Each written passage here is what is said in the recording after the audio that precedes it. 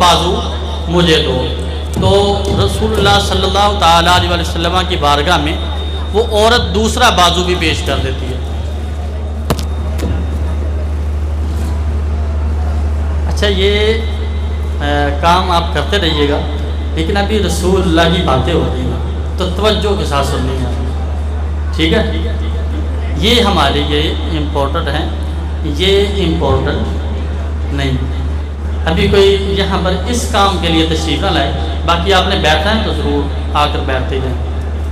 فَأَعُوذُ بِاللَّهِ مِنَ الشَّيْطَانِ الرَّجِيمِ پڑھیے الصلاۃ والسلام علیک یا رسول اللہ وعلی آلک واصحابک یا حبیب اللہ۔ صلاۃ والسلام علیک یا نبی اللہ وعلی آلک واصحابک یا نور اللہ۔ درود پاک پڑھنے کے اندر کنجوسی نہیں کرنی چاہیے۔ درود پاک پڑھنے کے بے شمار فضائل و برکات ہیں، ان فضائل و برکات کو اگر ہم مد نظر رکھیں تو کبھی ہو سکتا ہے زندگی کے اندر درود پاک کو زبان سے ہم نہ ہٹائیں، ایک سیکنڈ کے لیے۔ بڑی پیاری یہ حدیث پاک ہے، حضور علیہ الصلوۃ والسلام ارشاد فرماتے ہیں من صلی علیہ فی یوم الف مرہ لم یمت حتی یرا مقعدہ من الجنہ، کہ جو بندہ مجھ پر دن بھر کے اندر 1000 مرتبہ درود پاک پڑھتا ہے وہ اس وقت تک مرے گا نہیں جب تک جنت کے اندر اپنا ٹھکانہ نہ دیکھ لے۔ اور ہم درود پاک پڑھنے کے اندر اتنی کنجوسیاں کر رہے ہوتے ہیں۔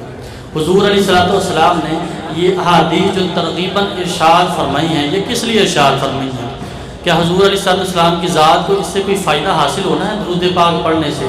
نہیں، اس سے ہماری ذات کو ہی فائدہ حاصل ہونا ہے، ہمارے مراتب اور مقام ہی اس سے بلند ہونے ہیں، ہمارے گناہوں کی ہی اس سے معافی ہونی ہے، اور اس کی برکت سے انشاءاللہ عز و جل حضور صلی اللہ تعالیٰ علیہ وسلم کی شفاعت بھی نصیب ہوگی۔ تو اس لیے یہ ہمیشہ یاد رکھیں، درود پاک کو ورد زبان ہونا چاہیے، لیکن اگر یہ نہیں کر سکتے تو کسی محفل کے اندر کم از کم درود پاک پڑھنے کے اندر ہمیں کنجوسی نہیں کرنی چاہیے۔ بڑے پیارا میں کسی نے واقعہ مجھے سینڈ کیا تھا، سچا ایک واقعہ گوجرانوالہ شہر کا۔ گوجرانوالہ شہر کے اندر یہ جو گھنٹہ گھر ہے وہاں پر ایک شخص چاولوں کی ریڑھی لگایا کرتا تھا۔ وہ کہتا ہے میں بڑا غریب تھا، چاولوں کی ریڑھی لگا کر اپنا گزر اوقات کیا کرتا تھا۔ اسی اسلام میری شادی ہوگی، 2 بیٹیاں پیدا ہو گئی۔ ظاہر ہے آج کل کے دور کے اندر آپ کو معلوم ہے کہ جب کسی کے ہاں بیٹی پیدا ہوتی ہے نا تو پیدا ہونے سے لے کر باپ کی اس کے بارے میں جو توجہ ہے وہ زیادہ ہو جاتی ہے، کیونکہ بیٹیوں کی شادی کرنی ہوتی ہے، آگے سسرال کے معاملات وہ سارے انہوں نے طے کرنے ہوتے ہیں۔ تو آپ کہنے باپ جب تک زندہ ہوتا ہے نا تو بیٹیوں کے حوالے سے اسے کچھ نہ کچھ ذہن میں رہتا ہی ہے کہ بیٹیوں کو کوئی معاملہ بھیجنا ہے۔ وہ شخص کہتا ہے کہ شادی ہو گئی، 2 بیٹیاں پیدا ہو گئی، اب مجھے ان کی شادی کرنی تھی، اس کی مجھے فکر تھی۔ چاولوں کی ریڑھی میں لگایا کرتا تھا۔ اچانک ایک دن وہاں چاولوں کی جہاں میں ریڑھی لگایا کرتا تھا پیچھے مغل صاحب کی دکان تھی کپڑوں کی۔ وہ آ کر مجھے کہتے ہیں بشیر صاحب مجھے آپ کی بیٹیوں کا رشتہ چاہیے، اور ایک کا نہیں 2 کا ہی رشتہ چاہیے۔ وہ بندہ حیران پریشان ہو جاتا ہے کہ ایسا کیسے ہو گیا، یہ امیر میں غریب، اور اس کے ذہن میں یہ کیسے آ گیا کہ بیٹیوں کا رشتہ لے لینا چاہیے۔ بہرحال بیٹیوں کا رشتہ دے دیا، گھر والی سے مشورہ کیا۔ اس کے بعد اب اسے فکر لگی کیونکہ روزانہ وہ اپنی گزر اوقات کے پیسے بڑی مشکل کمایا کرتا تھا، اب بیٹیوں کی شادی کرنی ہے، ادھر سے اب ان کی طرف سے آنے لگا کہ رشتہ ہمیں چاہیے، نکاح کرنے ہیں، شادی کرنی ہے، رخصتی کرنی ہے، تو آپ شفقت فرمائیں۔ اب اس کی جو ہے نا وہ اور بڑھ گئی، اب میں نے بیٹیوں کو رخصت کرنا ہے، مجھے پیسے بھی چاہیے۔ اسی اثنا کے اندر شب و روز گزرنے لگے۔ ایک رات کہتا ہے میں گھر کے صحن کے اندر بیٹھا ہوا پریشان انہی سوچوں کے اندر ڈوبا ہوا تھا، اچانک دروازے پر دستک ہوتی ہے اور ایک شخص کہتا ہے بشیر صاحب جو چاولوں کی ریڑھی لگاتے ہیں ان کا گھر یہی ہے؟ وہ بڑی حیرانگی سے کہتا ہے ہاں گھر تو یہی ہے، میں بشیر صاحب ہوں، لیکن آپ کون ہیں؟ میں نے آپ کو کبھی دیکھا نہیں ہے، آپ کی مجھ سے جان پہچان نہیں ہے۔ اور آپ آ کر یہ پوچھ رہے ہیں۔ شخص کہتا ہے کیا ہم اندر بیٹھ کر تھوڑی دیر بات کر سکتے ہیں؟ کہتا ہے کیوں نہیں، بالکل بات کر سکتے ہیں، اندر بیٹھ جاتے ہیں۔ وہ شخص بتاتا ہے کہ میں کراچی سے آیا ہوں اور 2 دن ہو گئے ہیں میں آپ کو تلاش کر رہا ہوں۔ اب بشیر صاحب بہت پریشان کہ یہ بندہ مجھے کیوں تلاش کر رہا ہے، کیونکہ اس طرح جب کوئی کسی کو تلاش کر رہا ہو نا تو یا تو اس نے کوئی گناہ کیا ہوتا ہے یا پھر اس نے کوئی نیکی کی ہوتی ہے۔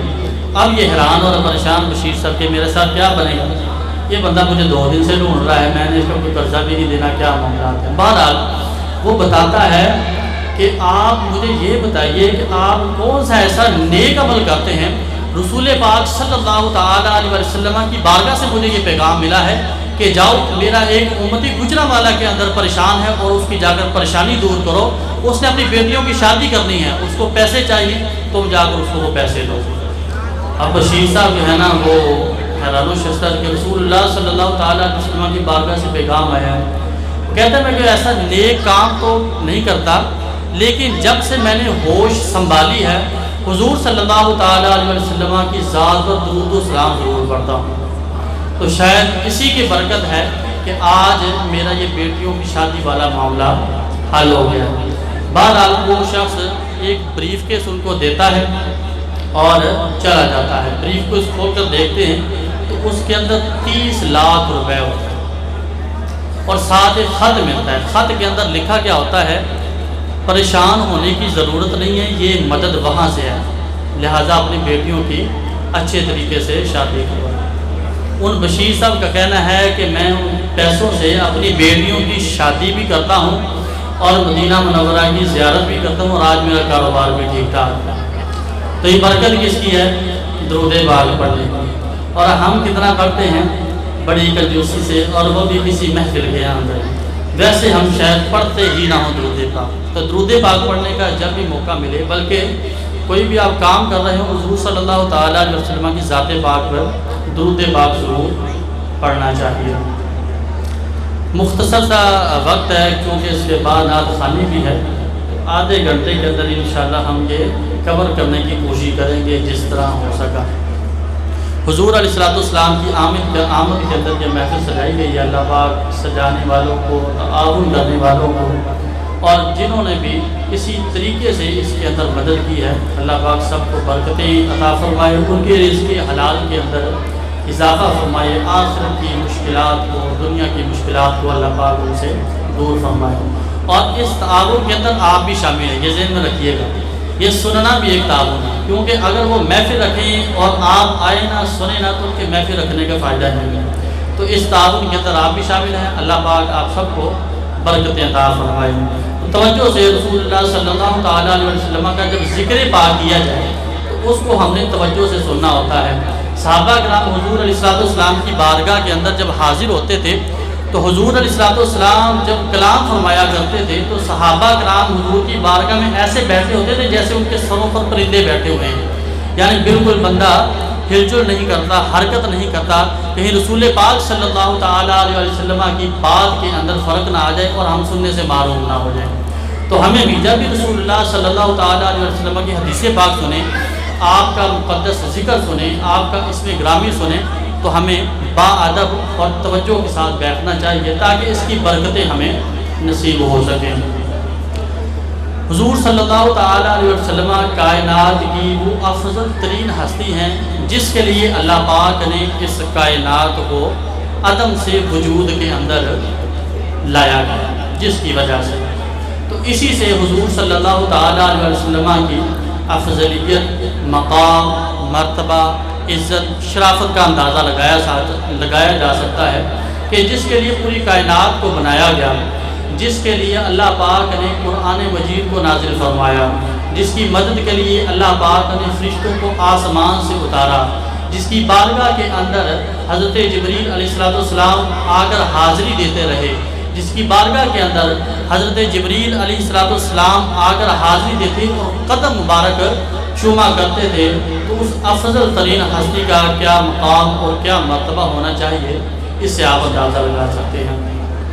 تو بڑی توجہ سے سنیے گا، حضرت اسامہ بن زید رضی اللہ تعالی عنہ یہ کہتے ہیں کہ ایک مرتبہ ہم رسول اللہ صلی اللہ تعالیٰ علیہ وسلم کے ساتھ حج کے لیے جا رہے تھے۔ راستے کے اندر ایک وادی آئی، وادی روحا۔ وادی روحا کے اندر جب ہم پہنچے تو ایک عورت حضور علیہ السلام کی بارگاہ میں حاضری کے لیے تشریف لا رہی تھی۔ حضور علیہ السلام سواری پر تشریف فرما تھے تو آپ نے اپنی سواری کو روک لیا۔ عورت کو دیکھ رہے تھے کہ وہ آ رہی ہے تو اس لیے آپ نے اپنی سواری کو روک لیا۔ عورت بارگاہ کے اندر حاضر ہوتی ہے، یا رسول اللہ صلی اللہ تعالیٰ علیہ وسلم، میرا یہ بچہ جب سے پیدا ہوا ہے تب سے یہ بیمار ہے، روتا چیختا رہتا ہے، تو اس پر کوئی نظر کرم فرما دیں۔ حضور علیہ السلام بچے کو پکڑتے ہیں اور سواری پر اپنے آگے بٹھا لیتے ہیں۔ اب آپ اندازہ لگائیں وہ بچہ کتنا خوش نصیب اور خوش قسمت ہوگا جس کو رسول پاک صلی اللہ تعالیٰ علیہ وسلم نے اپنی سواری پر بٹھایا اور سواری پر بھی آگے بٹھایا۔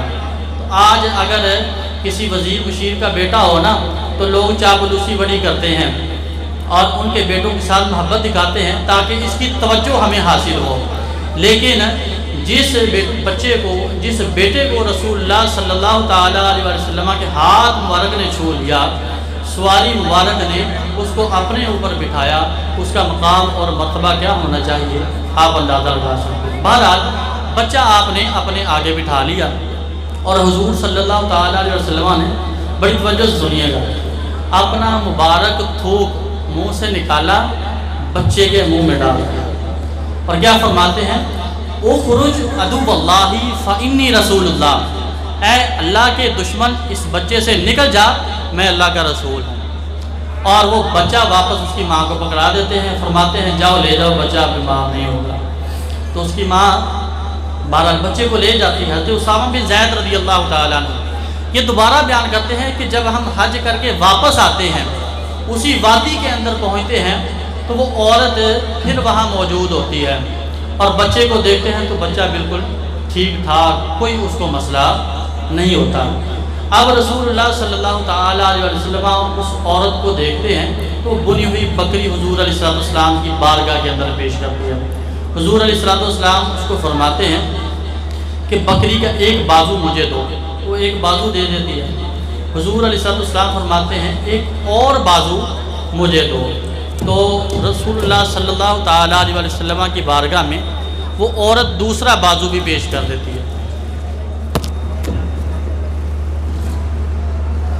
اچھا یہ کام آپ کرتے رہیے گا، لیکن ابھی رسول اللہ کی باتیں ہو رہی ہیں تو توجہ کے ساتھ سننی ہے، ٹھیک ہے؟ یہ ہمارے لیے امپورٹنٹ ہیں، یہ امپورٹنٹ نہیں۔ صحابہ کرام نے تو اپنی زندگیاں حضور علیہ السلام کی مبارک زندگی پر بار دی۔ حضور علیہ السلام کے دراز گوشت کو اگر وہ پیشاب کرتا اور کوئی کہتا کہ یہ بدبو کتنی آ رہی ہے تو صحابہ کرام اس پر جنگ کر دیتے تھے، تم رسول اللہ صلی اللہ تعالیٰ علیہ وسلم کے مبارک دراز گوشت کے بارے میں کہتے ہو کہ اس کے پیشاب کی بدبو آتی ہے۔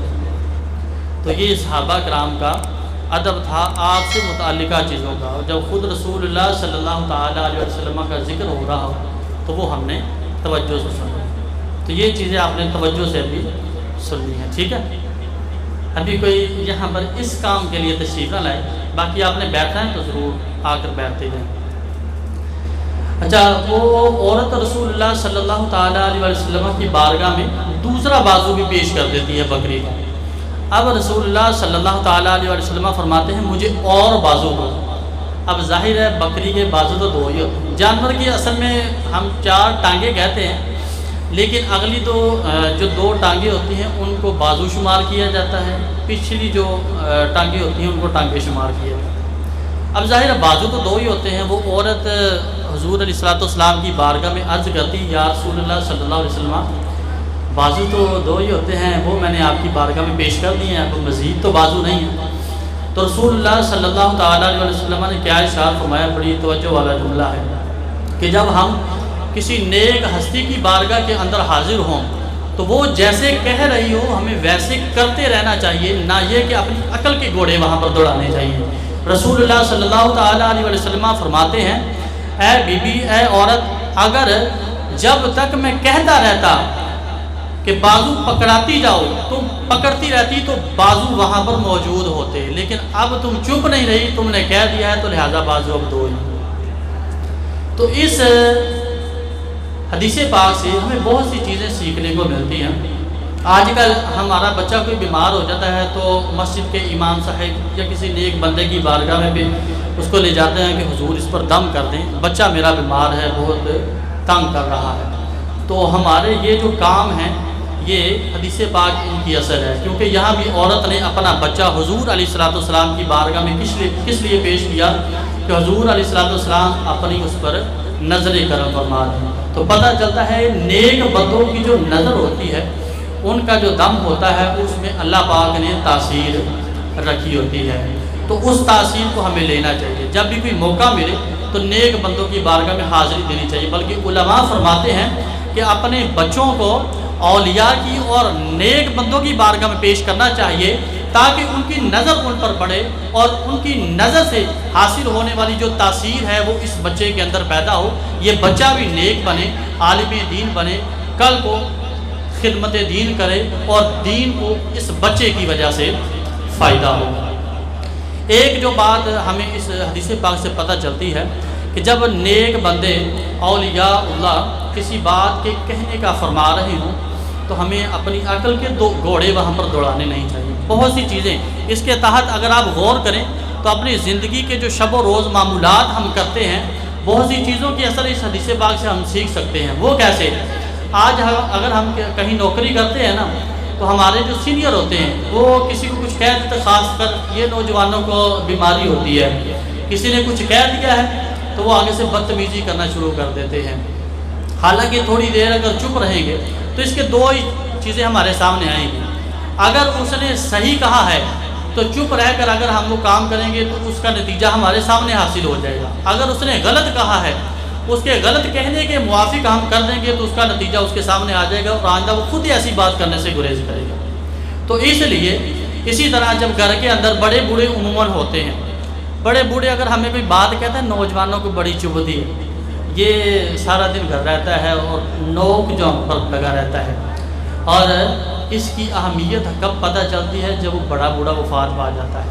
وہ چارپائی بھی ہمیں پھر یاد آتی ہے کہ یہاں پر بیٹھ کر میرے ابا جی ہمیں روکا کرتے تھے، یہاں پر بیٹھ کر میری امی جان ہمیں نصیحت کیا کرتی تھی، یہاں پر بیٹھ کر میرے جو دادا جان تھے وہ مجھے کہا کرتے تھے کہ بیٹا تم میری باتوں کو یاد کرو، تو ہم پھر وہ یاد کرتے ہیں۔ لیکن ان کی زندگی کے اندر اصل یہی ہے کہ جب بندہ مر جاتا ہے نا پھر وہ چیزیں یاد آتی ہیں، زندگی کے اندر کوئی ویلیو نہیں۔ کیوں؟ روح چل رہی ہے، سارا کچھ چل رہا ہے تو دماغ وہاں تک پہنچ نہیں پاتا، لیکن جیسے ہی جدائی ہوتی ہے نا تو جدائی بہت سی چیزیں جلدی سمجھا دیتی ہے۔ تو بڑے ہمیں جب بھی کوئی بات کہیں تو ان کے اندر اپنی عقل کے گھوڑے نہیں دوڑانے چاہیے کہ نہیں یہ ایسے ہو سکتا ہے، ایسے ہو سکتا ہے، کر دیں ویسے، کرنے میں کیا حرج ہے، کیا جائے گا، آپ مر جائیں گے، آپ کے اعضاء ٹوٹ جائیں گے، کیا ہوگا؟ ثواب ہی ہوگا نا۔ بلکہ قرآن پاک کیا کہتا ہے، ماں باپ نے اگر کچھ کہہ دیا ہے، قرآن پاک کہہ رہا وَلَا تَقُل لَهُمَا اُفٍّ، کہ ماں باپ کو اف تک نہ کہو۔ اف کتنا چھوٹا سا لفظ ہے، عام معمولات کے اندر ہم بولتے ہیں یار یہ کہ تو ماں باپ کو یہ کہنے تک کی اجازت نہیں۔ اگر وہ کچھ فرماتے ہیں، کچھ کہتے ہیں تو ہمیں کرنے میں کیا حرج ہے، کر دینا چاہیے، وہاں پر اپنی عقل کے گھوڑے نہیں دوڑانے چاہیے۔ تیسری بات جو ہمیں اس حدیث پاک سے پتہ چلتی ہے، رسول اللہ صلی اللہ تعالیٰ علیہ وآلہ وسلم کا جو تھوک مبارک تھا، لعاب دہن تھا، وہ بھی اللہ پاک نے معجزہ بنا کر اس دنیا کے اندر بھیجا تھا۔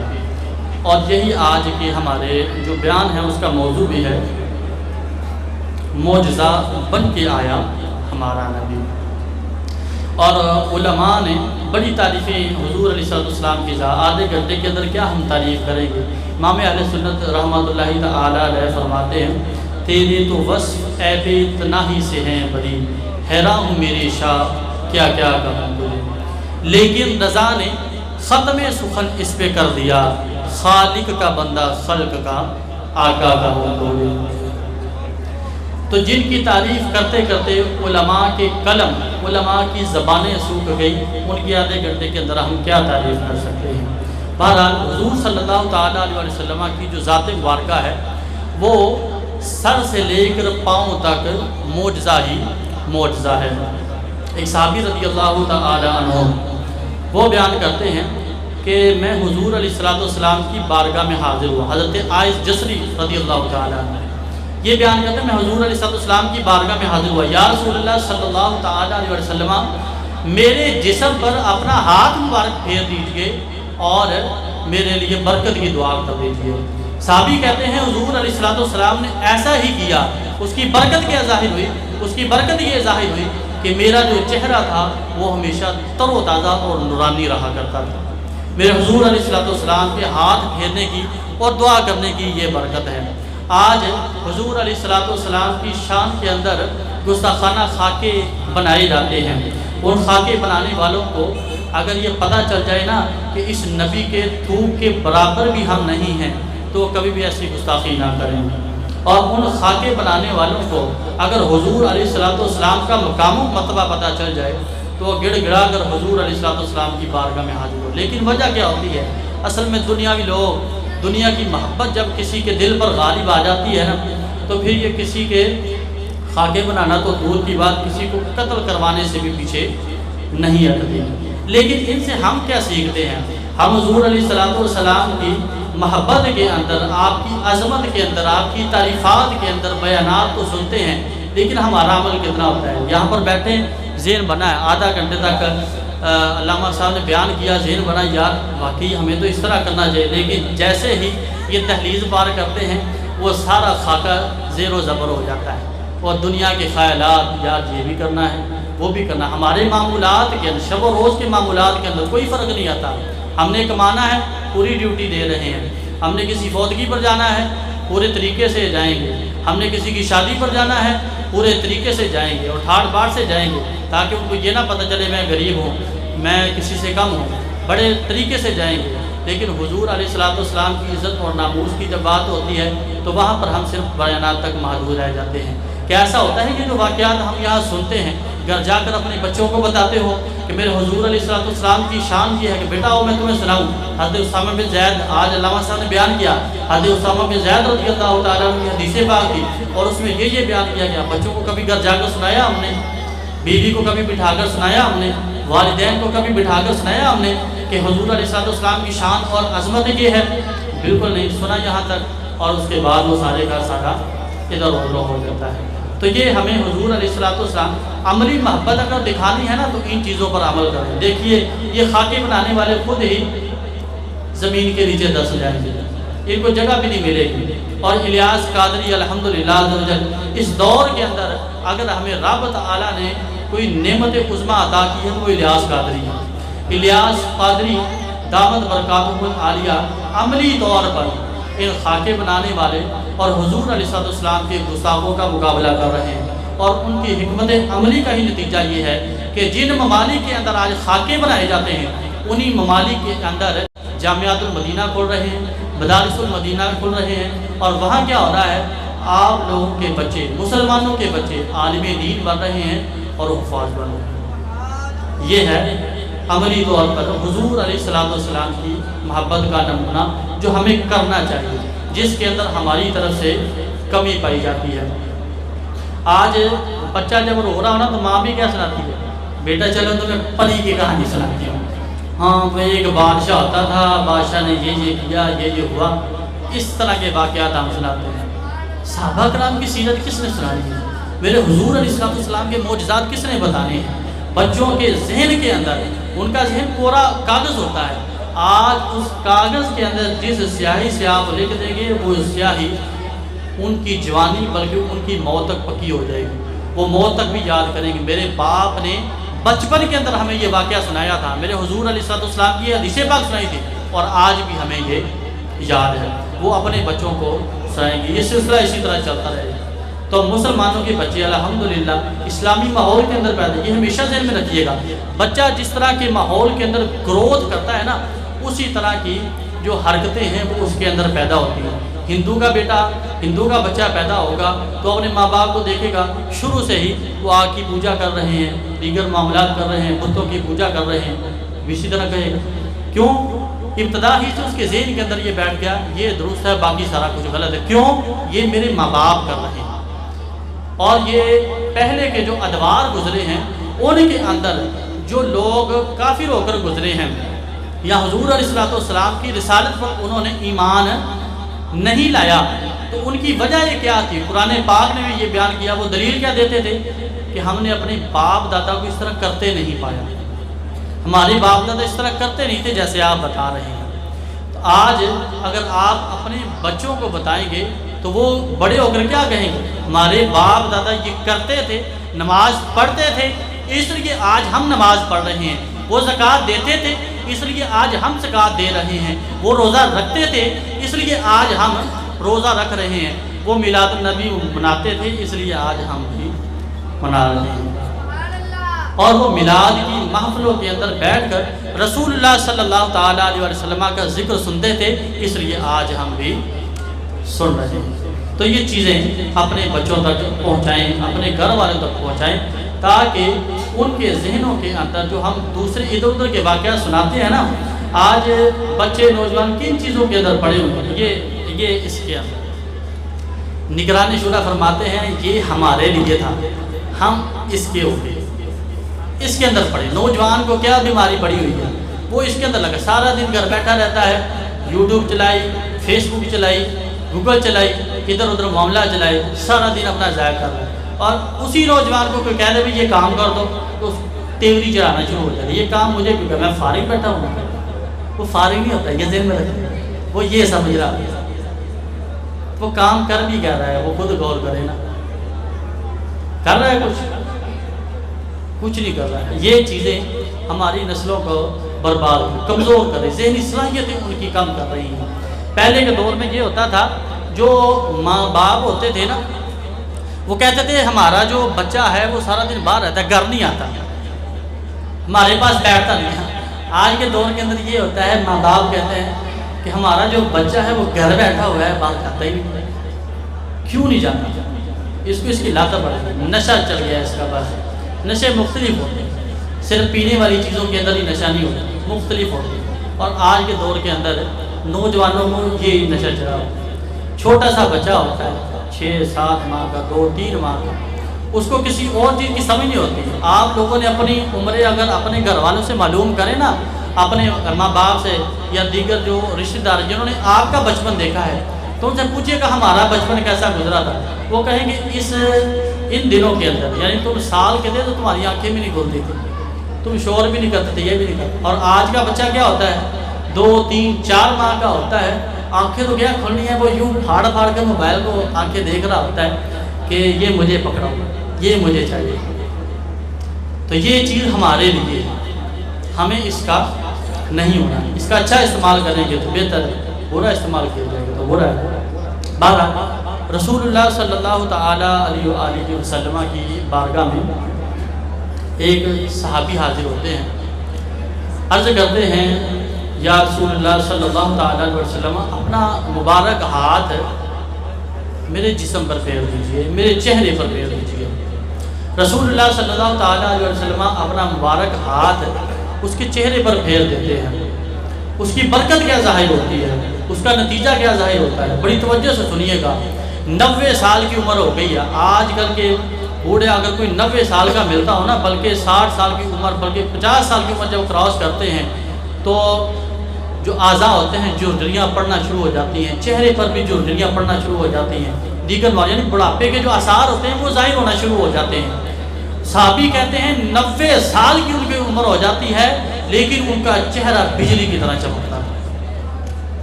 میرے حضور علیہ السلام کے ہاتھ کی برکت دیکھیں کہ جس پر پھیر دیں اور 90 سال کی عمر کے اندر بھی تر و تازہ رہتا ہے اور اس کا چہرہ نورانی رہتا ہے.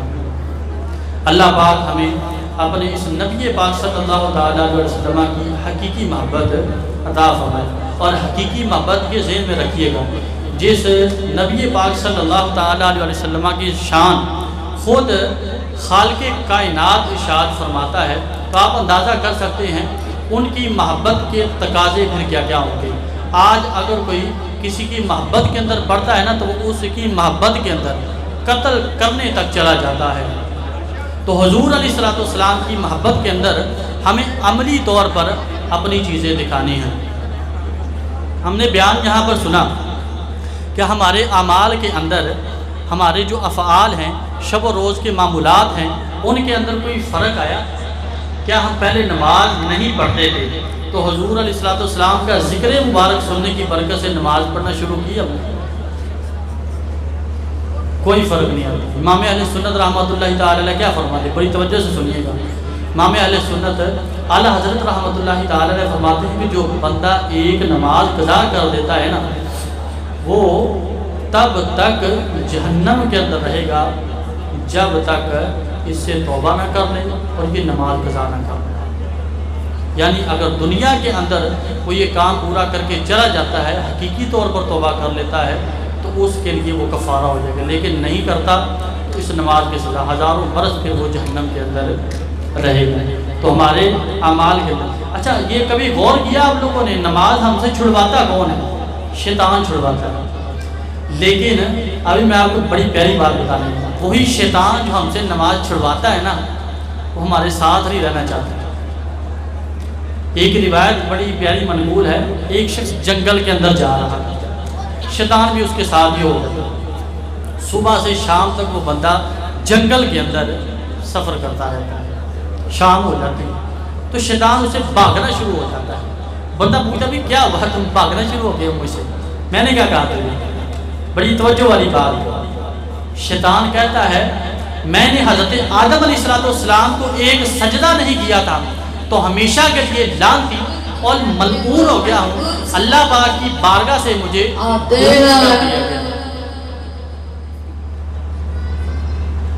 اللہ پاک کی بارگاہ سے مجھے دور کر دیا گیا ہے، اور تم نے تو صبح سے شام تک ابھی تک کوئی نماز نہیں پڑھی ہو، تو مجھے ڈر لگنے لگ گیا کہ میں تمہارے ساتھ رہا تو اللہ پاک کا عذاب مجھ پر نازل ہو جائے۔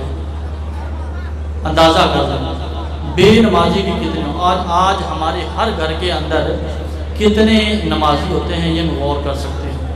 حضرت عیسیٰ علیہ السلام انہوں نے اپنی اکثر زندگی سیر و سیاحت کے اندر گزاری ہے۔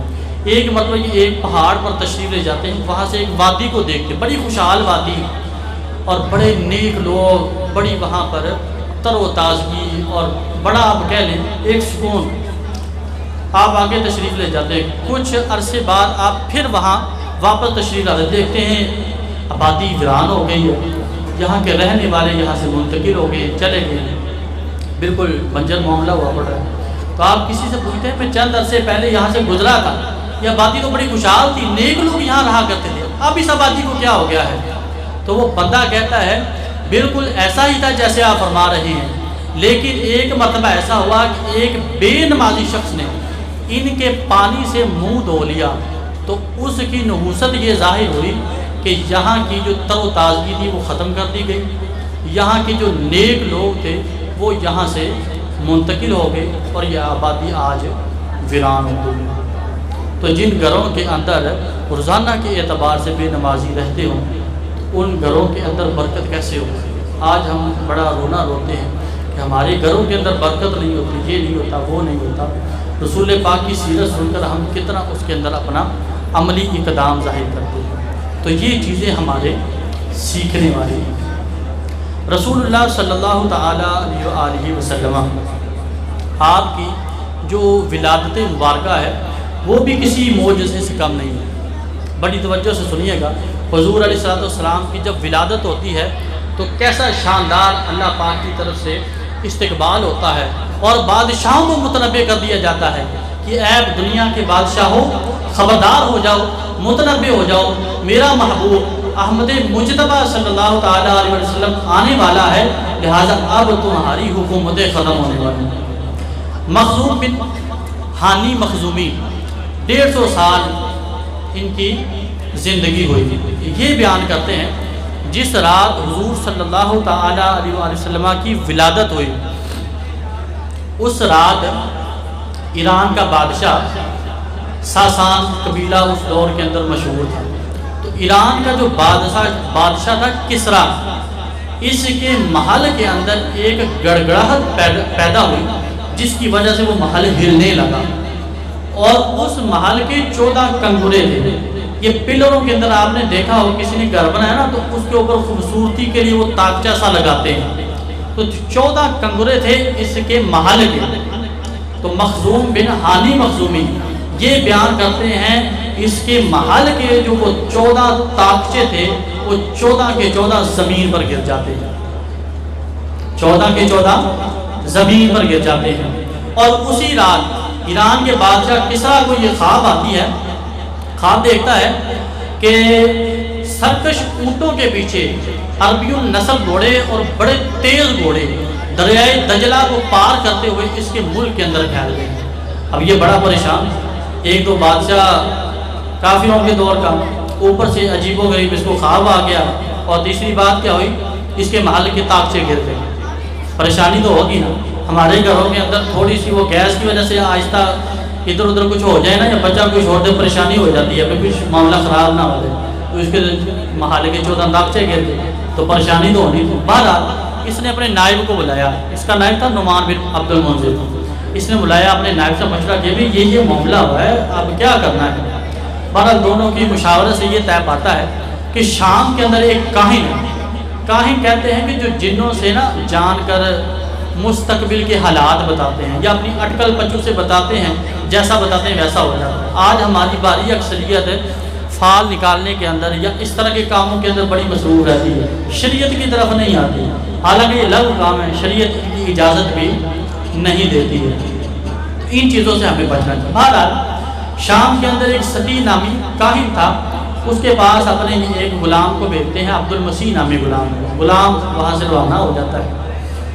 ستی کے پاس جب وہ غلام پہنچتا ہے تو ابھی باہر ہی ہوتا ہے، تو وہ جو کاہن ہوتا ہے اپنے جادو کے زور سے اس کو سارا کچھ بتا دیتا ہے. بھئی تم ساسان کے بادشاہ، ایران کے بادشاہ کسریٰ کی طرف بھیجے گئے ہو، اور فلاں رات کے اندر اس کے ساتھ یہ معاملہ ہوا ہے، اس کے محل کے 14 کنگرے گر گئے ہیں، اس نے ایک خواب دیکھی ہے جس کے اندر یہ ہوا ہے، اور تم وہ مجھ سے دریافت کرنے کے لیے آئے. وہ ظاہر ہے جب کوئی آج کل جو ہے نا وہ اس طرح کوئی ہمیں بتا دے پہلے بڑا متاثر ہوتے ہیں، یار یہ تو بڑا پہنچا ہوا ہوتا ہے. تو بہرحال یہ حقیقی طور پر دیکھ لیا جائے کہ واقعی وہ پہنچا ہوا ہے یا نہیں، کیونکہ بڑے پہنچے ہوئے ہوتے ہیں لیکن پتہ نہیں وہ جہنم تک پہنچے ہوئے ہوتے ہیں یا جنت تک پہنچے ہوئے ہوتے ہیں. تو یہ ذہن میں رکھیے کہ جب بھی کسی کے پاس آئیں تو اللہ پاک نے ہمیں یہ عقل دی ہے. عقل ایک آپ کہہ دیں انسان کی اشرفیت کا سب سے جو بڑا سبب ہے وہ یہ عقل ہے. ملائکہ سے بھی بندہ افضل ہو جاتا ہے. کیوں؟ ملائکہ کو شہوت نہیں دی گئی، بندے کو شہوت دی گئی، لیکن اس کے باوجود یہ اپنی عقل کو استعمال کر کے رب تعالیٰ کے فرامین پر عمل کرتا ہے، شریعت کے احکامات پر عمل کرتا ہے، تو یہی بندہ ملائکہ سے بھی افضل ہو جاتا ہے. اسی طرح جانوروں کو شعور نہیں دیا گیا، عقل نہیں دی گئی، تو اس وجہ سے جو انسان ہیں وہ دیگر مخلوقات سے افضل ہیں. اور اس کی افضلیت خود خالق کائنات جل مجدہ نے ارشاد فرمایا. ہم اپنے شب و روز کے معاملات ہیں، کسی کا کاروبار ہو نا تو بڑی سوچ کر پیسے لگاتا ہے، یار ایسے میں کروں گا تو مجھے زیادہ نفع ہوگا، یہ کام میں نے کیا تو مجھے بڑا خسارہ ہو جانا ہے، یہ ہی میں نے کرنا. تو یہ عقل کو استعمال کیا جائے اور یہ دیکھ لیا کرے یہ پہنچا تو ہوا ہے لیکن کہاں تک پہنچا ہوا ہے، کیا شریعت کے دائرے میں رہ کر کے عمل کرتا ہے، اس کے پاس میں اپنے مسائل لے کر آ رہا ہوں، کیا نماز روزے کا یہ پابند ہے. ان کی نماز روزے مکہ مدینے کے اندر ہوتی ہے، پتہ نہیں کون سا مکہ مدینہ انہوں نے بنایا ہوا ہے جہاں کے اندر ان کی نمازیں ہو جاتی ہیں. میرے حضور علیہ الصلوۃ والسلام جو افضل الانبیاء افضل البشر ہیں، ان کے لیے اللہ پاک نے 5 نمازیں نہیں 6 نمازیں فرض فرمائی، تہجد بھی ان پر فرض تھی. اور یہ کیسے ہو سکتا ہے یہ بندہ نماز نہ پڑھے، شریعت کے احکامات پر عمل نہ کرے اور یہ پہنچا ہوا؟ تو پہنچا ہوا تو وہ ہوتا ہے. حضرت جنید بغدادی رضی اللہ تعالیٰ عنہ فرماتے ہیں پہنچے ہوئے تو وہ ہوتے ہیں لیکن الی اینا جہنم، پہنچے ہوئے تو ہوتے ہیں لیکن جہنم کی طرف. تو ایسے بندوں سے ہمیں احتراز کرنا چاہیے. نیک لوگ نیک بندے علماء کی بارگاہ میں ہمیں حاضریاں دینی چاہیے، ان سے ہمیں اپنے مسائل ڈسکس کرنا چاہیے. بہرحال وہ اپنی کہانت کے زور پر وہ جو بندہ ہوتا ہے ستی نامی کاہن جو ہوتا ہے اپنے جادو کے زور پر وہ بیان کر دیتا ہے کہ تم یہ پوچھنے کے لیے آئے ہو. کہتا ہے ہاں بالکل میں یہ پوچھنے کے لیے آیا ہوں اب مجھے بتائیں یہ کیا معاملہ ہے؟ تو ستی نامی جو کاہن ہوتا ہے اس کی تعبیر کیا بیان کرتا ہے، بڑی توجہ سے سننے والی ہے۔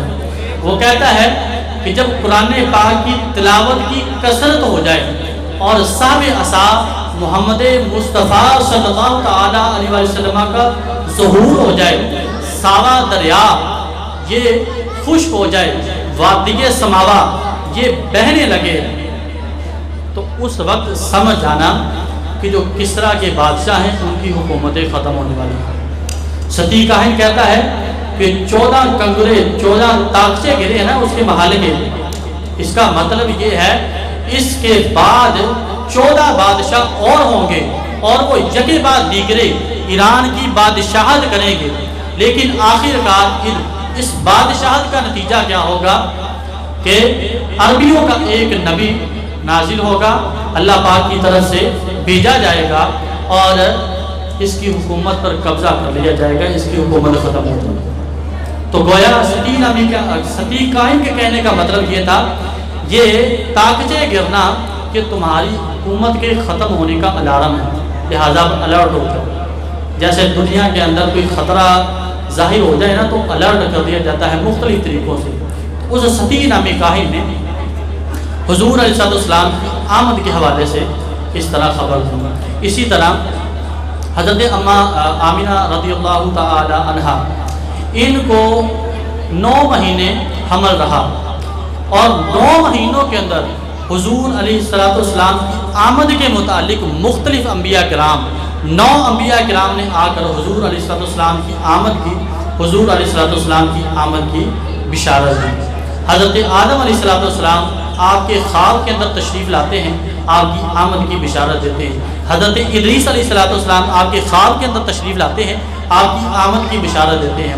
حضرت ابراہیم علیہ السلام آپ کے خواب کے اندر تشریف لاتے ہیں، آپ کی آمد کی بشارت دیتے ہیں۔ حضرت اسماعیل علیہ السلام آپ کے خواب کے اندر تشریف لاتے ہیں، آپ کی آمد کی بشارت دیتے ہیں۔ حضرت عیسیٰ علیہ السلام آپ کے خواب کے اندر تشریف لاتے ہیں، آپ کی آمد کی بشارت دیتے ہیں۔ حضرت موسیٰ علیہ السلام آپ کے خواب کے اندر تشریف لاتے ہیں اور آپ کی آمد کی بشارت دیتے ہیں۔ حضرت داؤد علیہ السلام آپ کے خواب کے اندر تشریف لاتے ہیں اور آپ کی آمد کی خبر دیتے ہیں۔ لیکن فرق کیا ہے؟ بڑا پیارا جملہ حضرت داؤد علیہ السلام جب حضرت آمینہ رضی اللہ تعالیٰ عنہ کے خواب کے اندر تشریف لاتے ہیں تو بڑا پیارا جملہ ارشاد فرماتے ہیں۔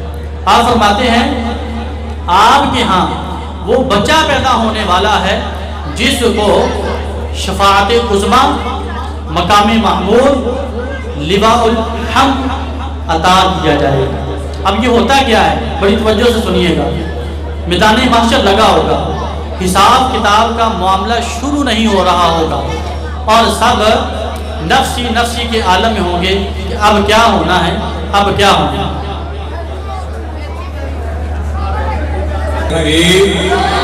نعرہ رسالت، نعرہ رسالت، نعرہ تحقیق، نعرہ حیدری۔ امین گرامی قدر، ہماری خوش بختی ہے کہ آج ہمارے پاس آدمی شہرت یافتہ استاد خان حضرت علامہ مولانا الحاج اسد الفاظانی صاحب آپ الحمدللہ تشریف لا چکے ہیں۔ ہم آپ کو صمیم قلب سے قبلہ استاد مکرم استاد حفاظ قاری محمد شریف قادری صاحب آپ کی طرف سے اہل علاقہ کی طرف سے دل کی عطا کے گہرائیوں سے خوش آمدید کہتے ہیں۔ جتنے بھی دور و نزدیک سے احباب تشریف لائے ہیں سب کا شکریہ ادا کرتے ہیں اور گزارش کرتے ہیں کہ آپ آگے تشریف لیں اور پنڈال میں آگے تشریف رکھیں۔ اب انشاءاللہ تعالی بلا تخیر آپ کو ہوئی دعوت دی جائے کہ تمام احباب بڑی